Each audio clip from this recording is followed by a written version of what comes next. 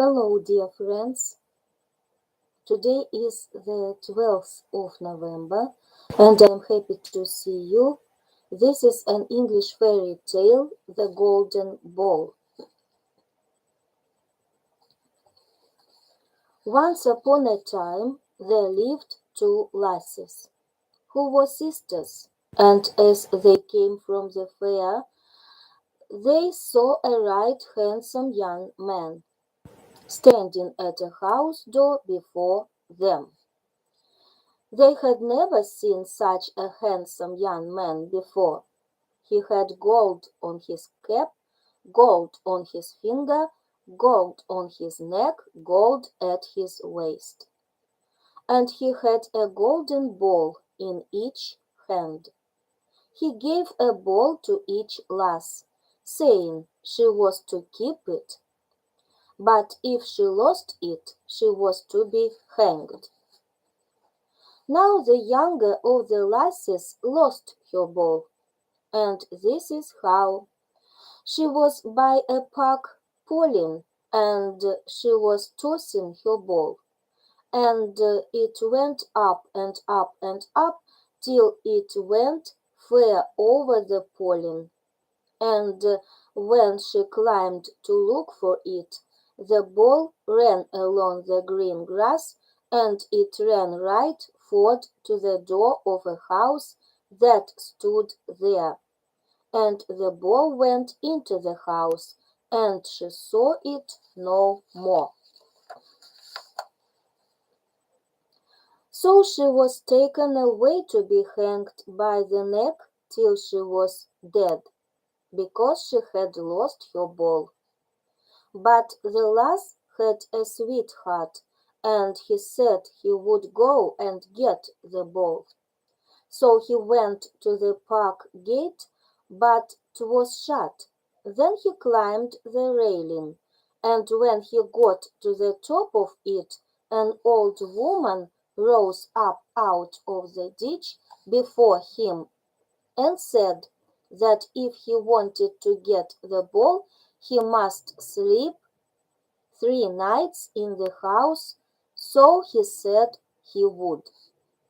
Well, when it was evening, he went into the house and looked everywhere for the ball, but he could not find it, nor any one in the house at all.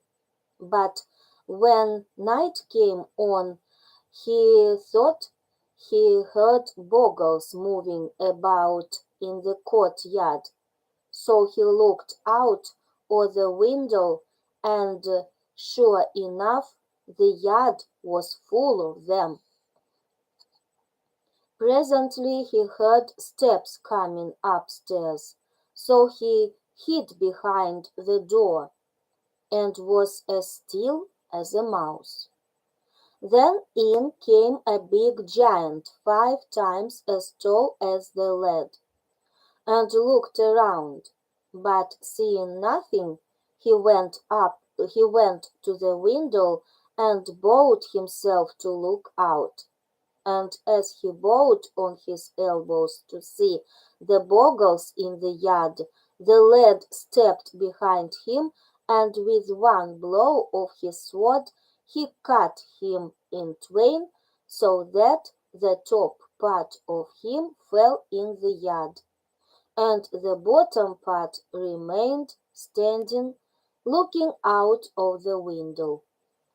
Well, there was a great cry from the bogles when they saw half the giant come tumbling down to them, and they called out, "There comes half our master, give us the other half."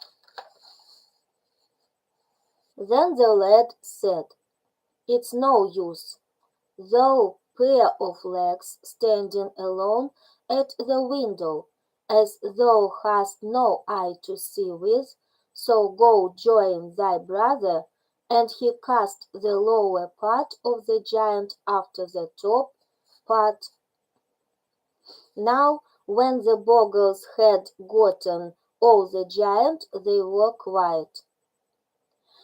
Next night the lad went to sleep in the house again, and this time a second giant came in at the door. And as he came in, the lad cut him in twain, but the legs walked on to the fire and went straight up the chimney.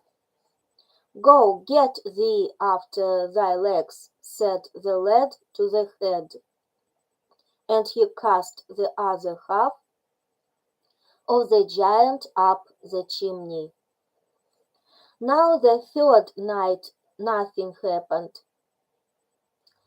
So the lad got into bed, but before he went to sleep he heard the bogles striving under the bed, and he wondered what they were at.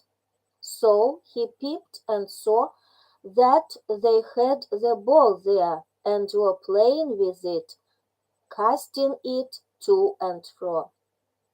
Now after a time one of them thrust his leg out from under the bed, and quick as anything the lad brings his sword down and cuts it off. Then another bogle thrust his arm out on the other side of the bed, and in a twinkling the lad cuts that off too. So it went on till at last he had maimed them all.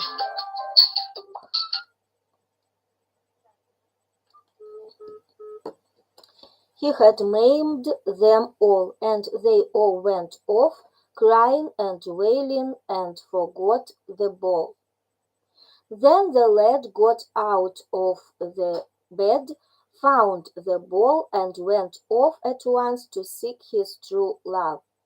Now the lass had been taken to York to be hanged.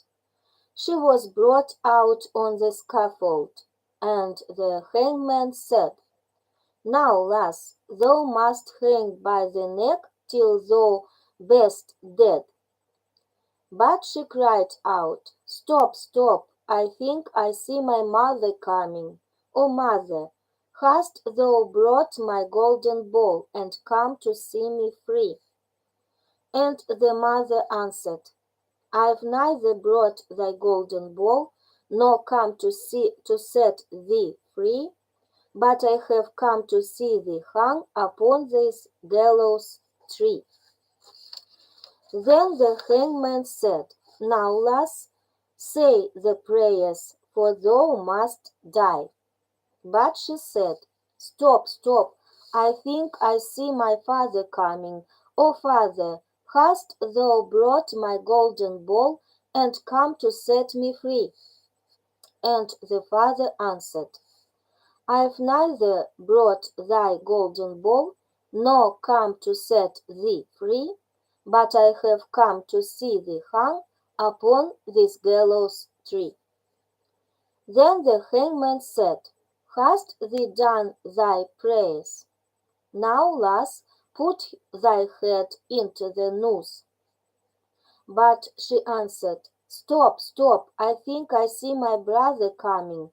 And again she sang her little verse, and the brother sang back the same words.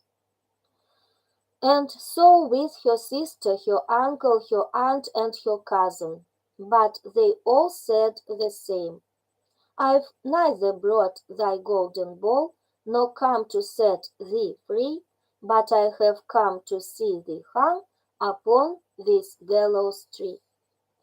Then the hangman said, "I will stop no longer, thou'rt making game of me.